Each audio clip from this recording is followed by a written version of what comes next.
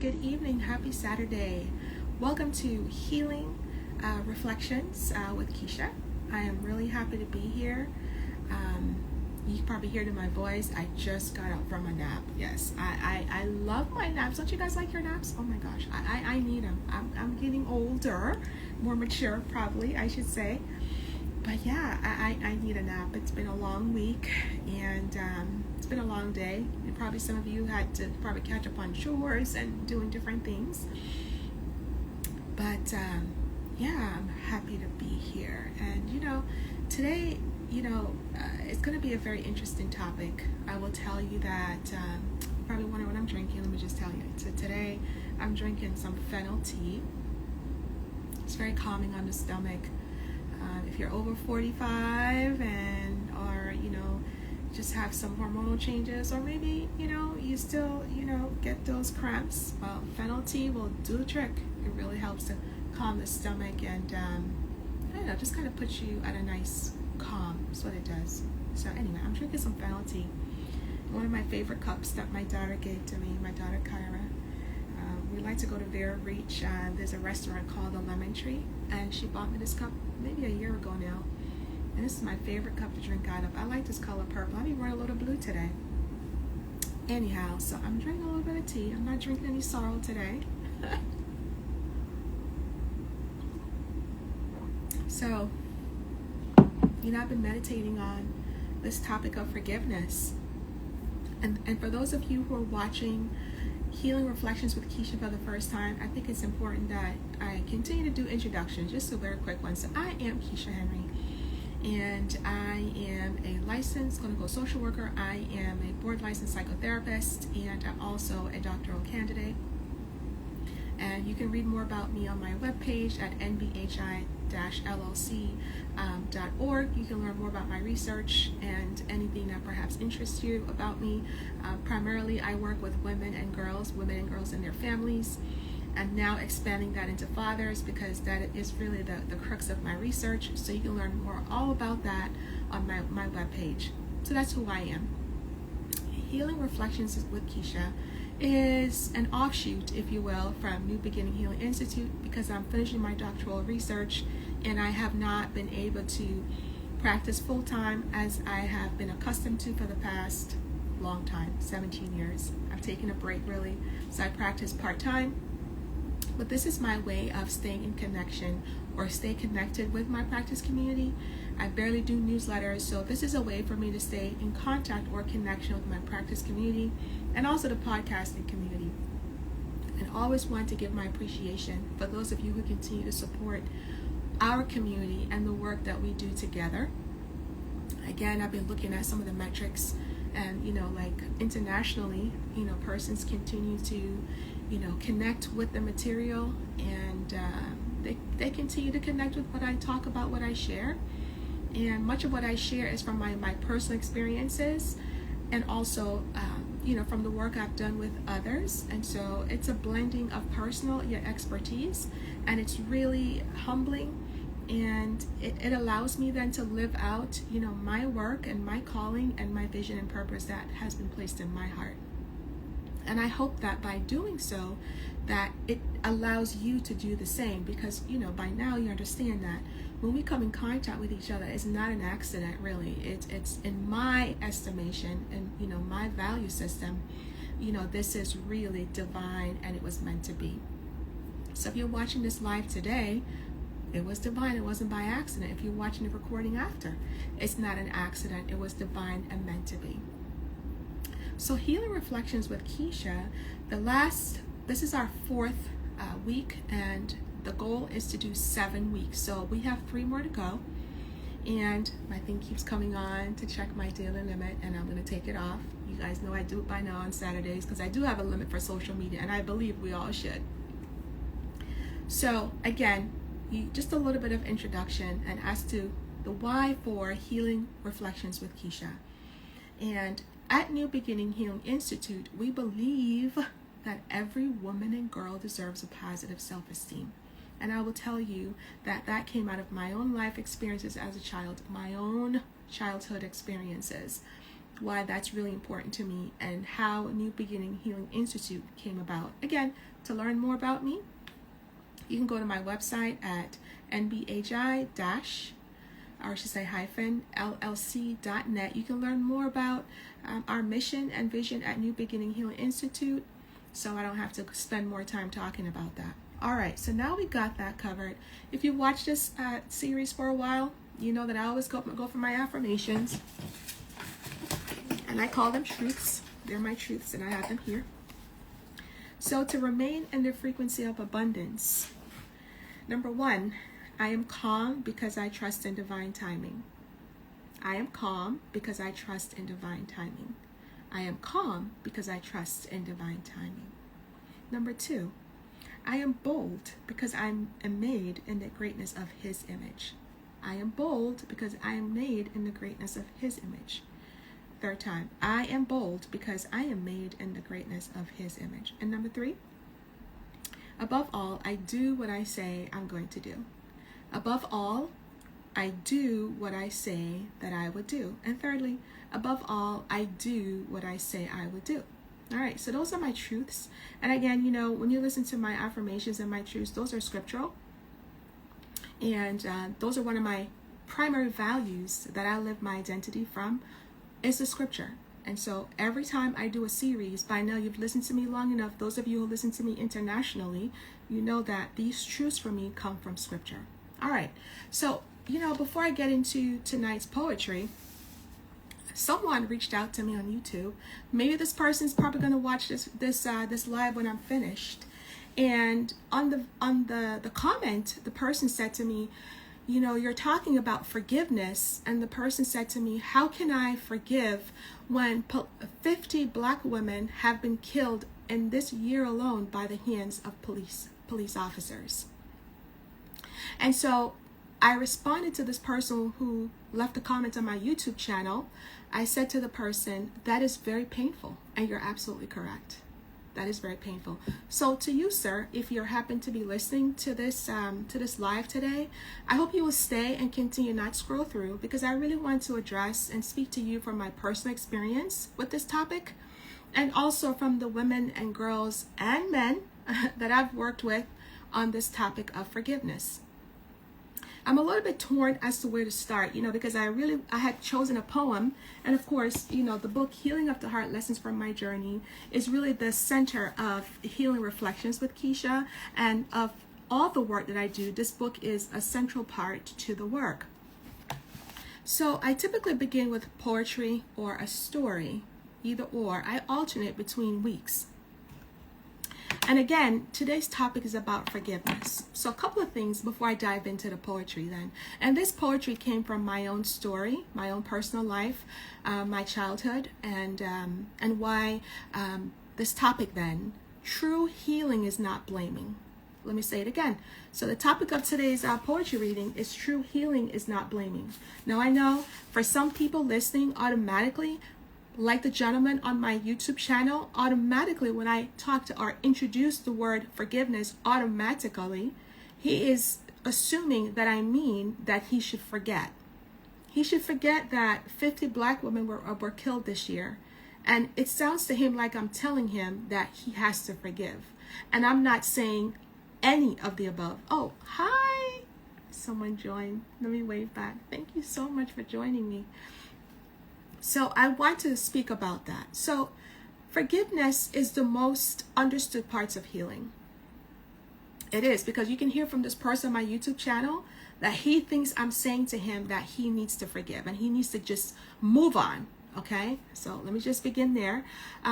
Forgiveness is, you know, many people believe that, you know, forgiveness means excusing what happened. No, I'm not saying for you to excuse that 50 black women were killed.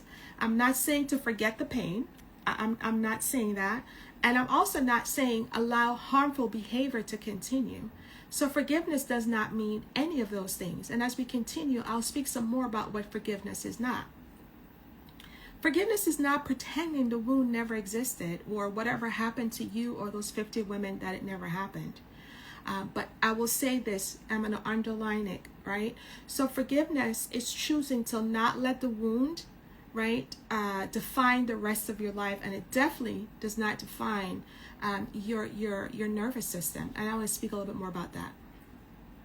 Before I talk more about what forgiveness is not, I want to pause here and talk about what unforgiveness does to an individual.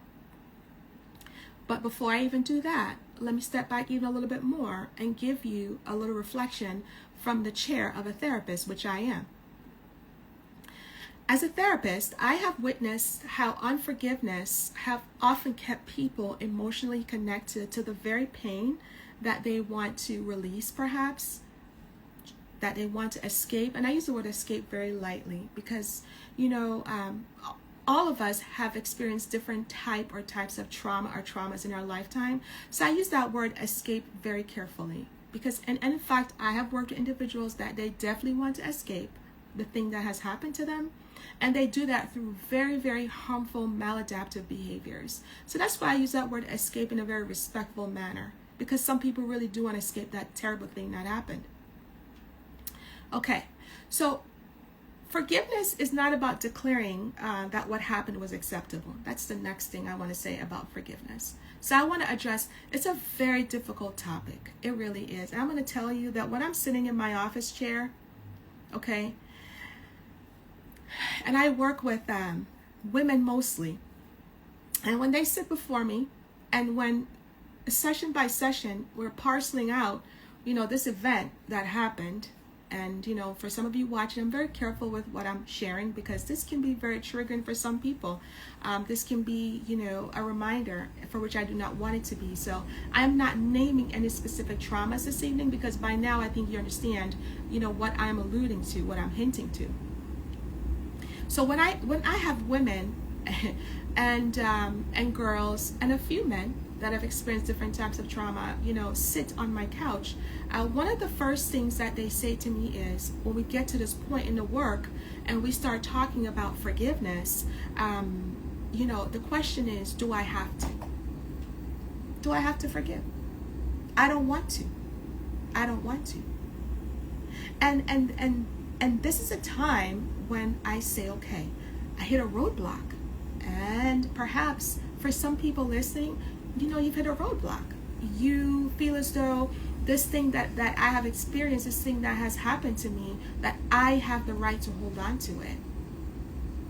Okay. You have the right to hold on to it. I have the right to not want to forgive. All of those things. But once again, forgiveness is not about declaring what happened was acceptable. I just want to underline that, right? However, it's about refusing to let another person's actions continue to determine your peace and how you move about your life and what decisions you make. So now I'm going to pause. Before I even go there, I'll say one more thing. Sometimes the hardest thing to do, or the person to forgive, is the one that you see in the mirror, because you're saying to yourself, well, if I forgive this person, if I forgive that person for what happened, then how am I going to deal with that for myself? What am I going to do about this with me? Right?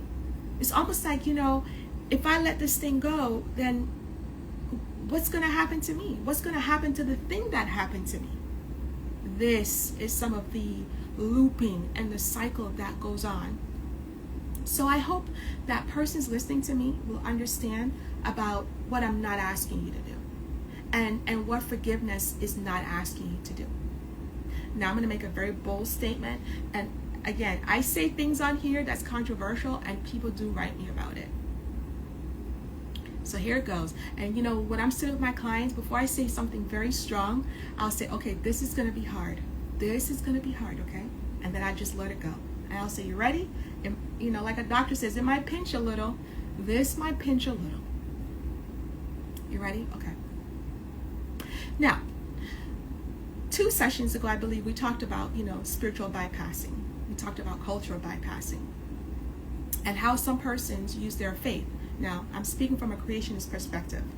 How they use their faith, whatever it is, to avoid addressing trauma. Well, in the same way, some people use their spiritual values to say, I have to forgive. I have to. And if I don't forgive, then God is not going to forgive me. Okay. And you know, but here's what I'm gonna say. Here's a bold thing that I want to say to you. God still gives you a choice to release that or not.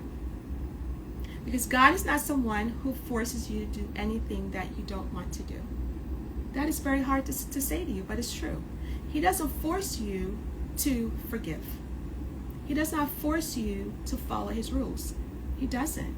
The thing about God that I have come to understand is that God is not a person with rules without relationship. God is a person of relationship. He is. He's a person of relationship. And again, that's controversial. I know someone's going to write me about that, and I'm ready to have the discussion. So to the person who reached out to me on YouTube, I want to just say to you directly that you have the right to hold on to your unforgiveness. Like, yes, you do. And I know you're like, what? Yes, you have the right to hold on to your unforgiveness. You can hold on to it. You can choose to not forgive. It is your right to choose not to forgive. I often say to my clients, do you feel that you are entitled to not forgive? And 98% of the times, my clients say to me, yes, I'm entitled to hold on to this. And I say, okay. And obviously this is not a therapeutic session, although our conversation tonight has therapeutic qualities. Typically when my client says that to me, obviously, there's a trajectory that I go into, or there's a direction that I go into to unpack what that means. But in terms of our reflection tonight, if you're one that says, you know what, I have the right to hold on to that. So let's reflect a little bit more then. And I'm going to weave in now a little bit of science, okay? A little bit of what I would say physiological information. Now, is it going to be a bit of persuasion? No, it's not. I'm not here to give you persuasive ideas. What I am here to do is to give you information from a reflection standpoint for you to consider. Right? So now, when you reflect on what I'm teaching, you can do with whatever you want with this information. So here's what happens. So let's address when trauma happens, right? And then let's talk about what happens after the trauma. So we know when trauma, let's define trauma. So trauma is adverse, unwanted actions to a person. They're adverse, unwanted actions done by someone else to an individual. It's unwanted and it's adverse. You don't want it. No, you and I don't want trauma. We don't want that thing. So it's unwanted, it is adverse, that means you have no control over it, and it happened. That's what trauma is. Very simplified. I don't have to get into all these other scientific terms. What else about trauma? When trauma happens, okay, so trauma integrates into your system. It integrates physiologically and into the biology of your being. What does that mean? It means that the brain, that black box, which is what I call it, it took in every bit of that. The thing about trauma, though, is that it's stored in parts, right? How is that done? It's done because we have sensory input. So whenever something external happens, it's traumatic, it's stored in a sensory manner, I should say. So we have taste buds, right? We have our hearing, we have our smell, right? We can feel, we can touch. Those are all sensory input. And so when trauma happens, it's taken in that way and it's stored in parts. You probably hear people talk about post-traumatic stress disorder. It's a real thing. It's post, right? So post-traumatic meaning then those traumas or trauma that's stored in broken up parts in your brain in the black box. Hey, you could be somewhere and you smell something and it brings back part of that trauma to parts of the brain. You can touch something and it reminds you of that incident. You can hear a song and it reminds you of, oh, it sounds similar to that song when that thing happened. That's post-traumatic stress. Or you could be sleeping and you snore, or your partner snores, and that reminds you of that particular thing that happened. Or you can have intrusive thoughts when you're sleeping in your dream, and that triggers a physiological response. So I define trauma. I define how trauma is stored. I define how trauma is triggered. So that's the traumatic piece. Now, let's deal with the social emotional aspect of trauma. So when trauma happens to us, then our nervous system is implicated. For example, the limbic system. So when something happens to us, we have this unconscious and conscious response. That's the limbic system.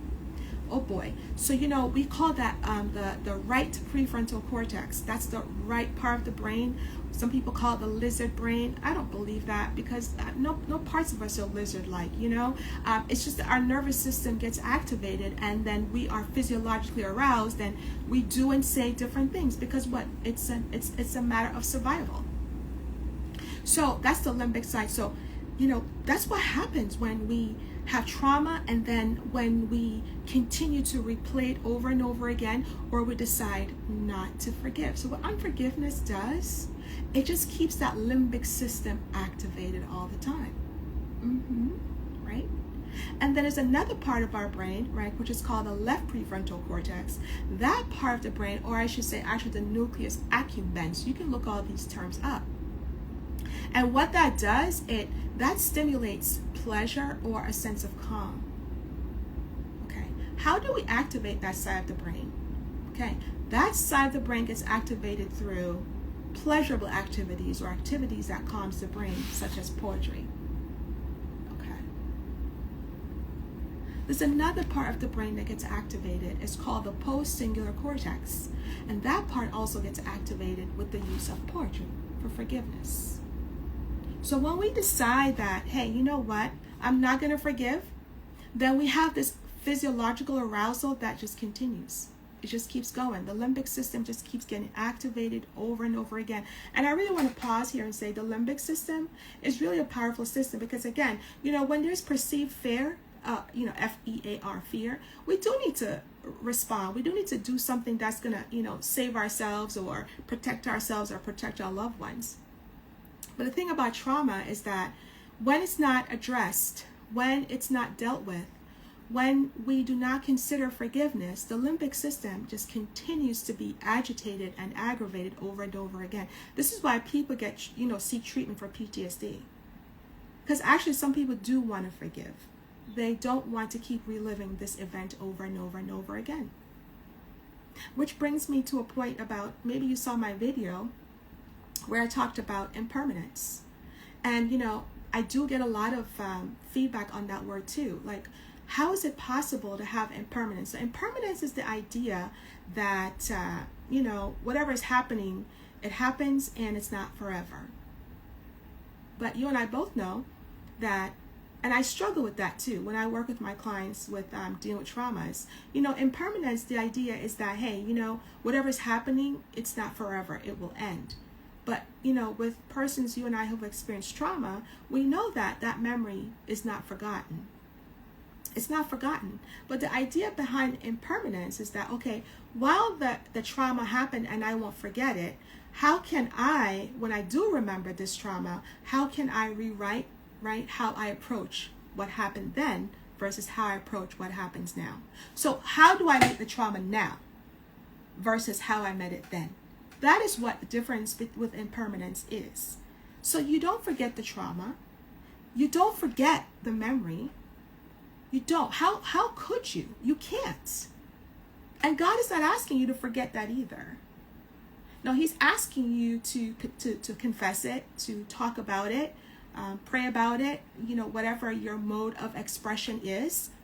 But in our world, when we say talk about it, we call that externalization. The Bible calls it confession.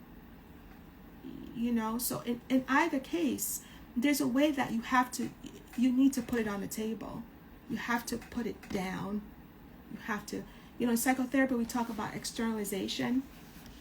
We talk about, talk therapy and how talk therapy changes the brain. There's a reason for that. There's a reason for that. Because when depression and anxiety is present because of trauma or because of any event that took place, do you know that there are brain scans that show what happens in the 4 hemispheres of your brain? I briefly talked about the limbic system and how it's impacted when there is trauma, one, and when we keep repeating it over and over again because we decide that we're entitled to keep a hold of that, and we're entitled to not forgive. So now I'm going to pause. That was a whole lot. That was a whole lot. That was a whole lot. And, as I pause here, I can hear someone saying, well, I don't believe in God. I don't believe in a creationist perspective. I believe in Darwinism, or I believe in evolution. I can talk about that too.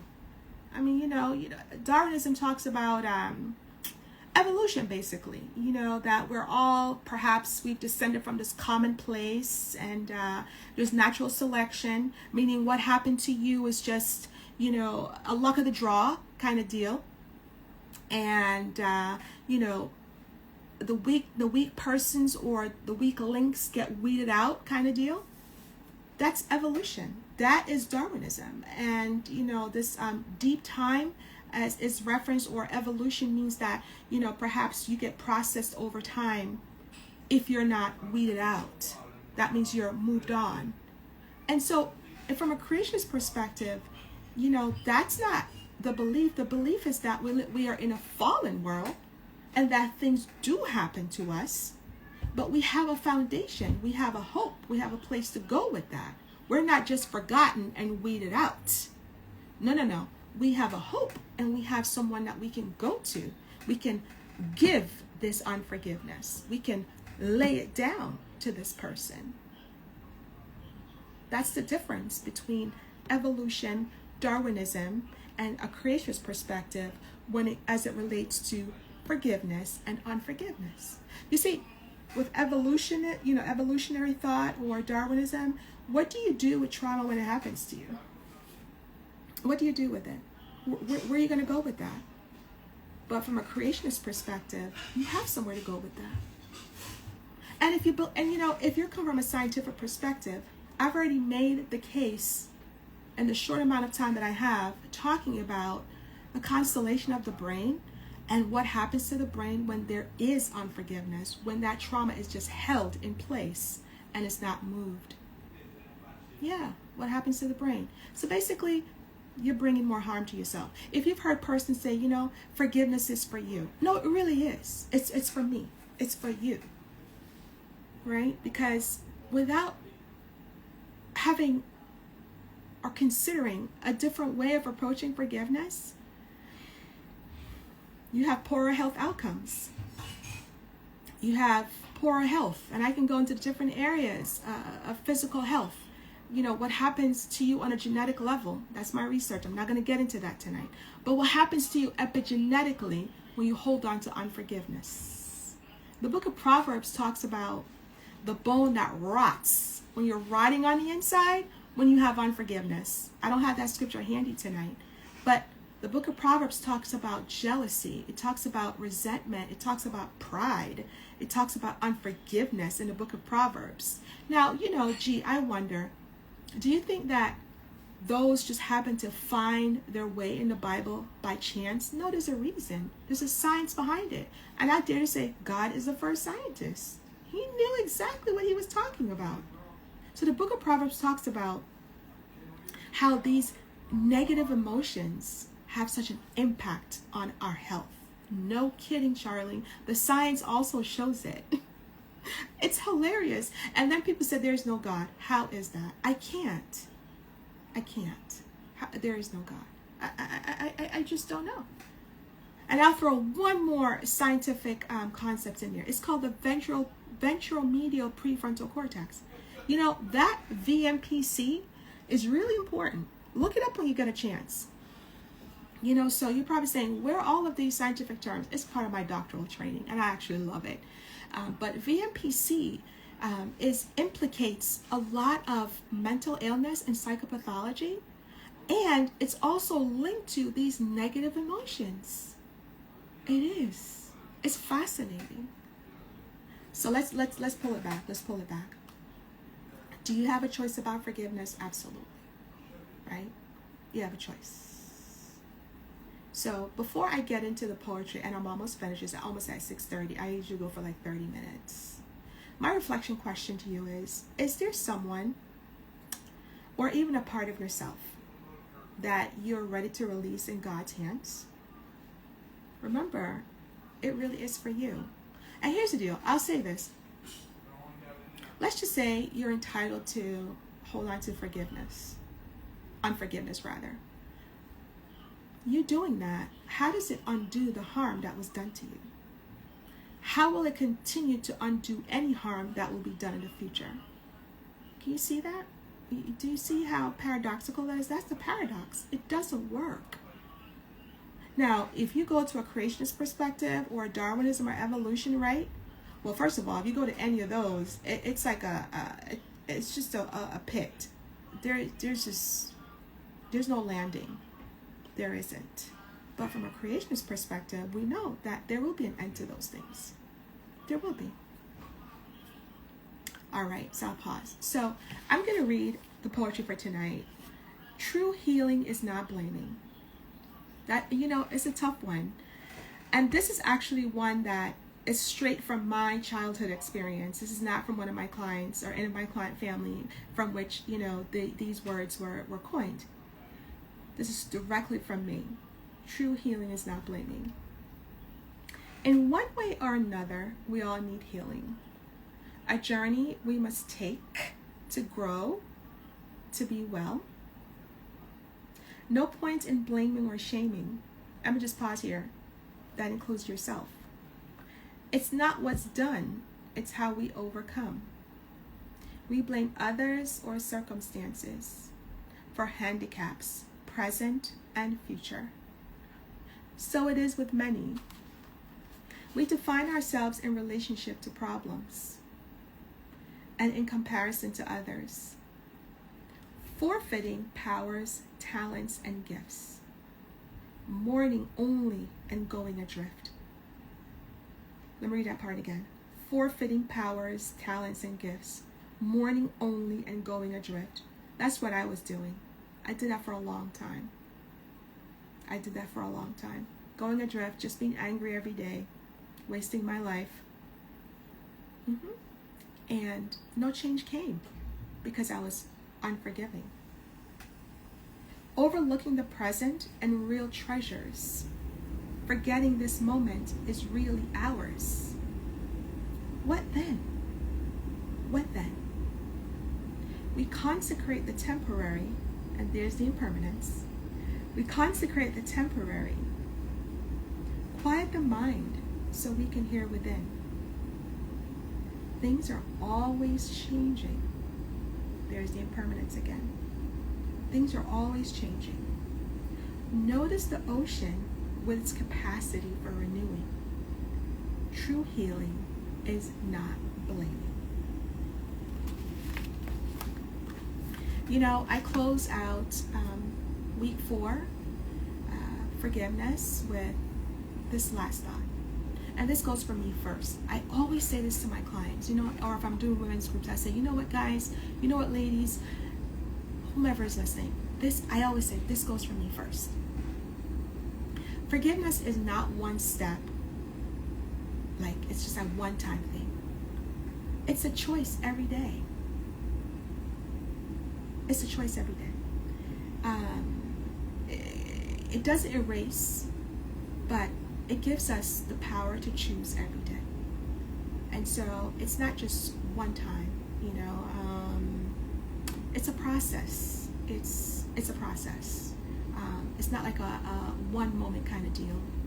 And so take one step this week, just one thing, one day, one moment. And remember the power of poetry.